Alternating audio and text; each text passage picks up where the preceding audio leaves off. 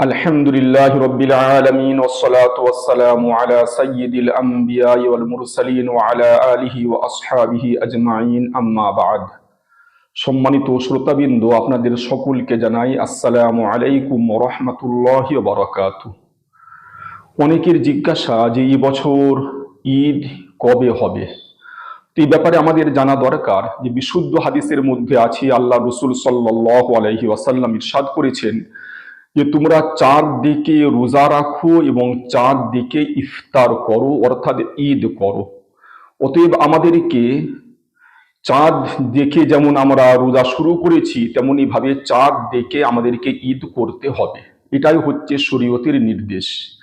তবে ইংল্যান্ডের ম্যানচেস্টারে বসবাসকারী হযরত মাওলানা সামির উদ্দিন সাহেব কাসিমি মাদ্দাজিল্লুহুল আলী, তিনার গবেষণা অনুযায়ী এবছর অর্থাৎ 2025 সালের 30শে মার্চ রবিবার চাঁদ দেখতে পাওয়ার সম্ভাবনা প্রবল, যেহেতু ওই দিন চাঁদ 14 ডিগ্রিতে থাকবে, আর চাঁদ 10 ডিগ্রিতে থাকলে মোটামুটি চাঁদ দেখতে পাওয়া যায়।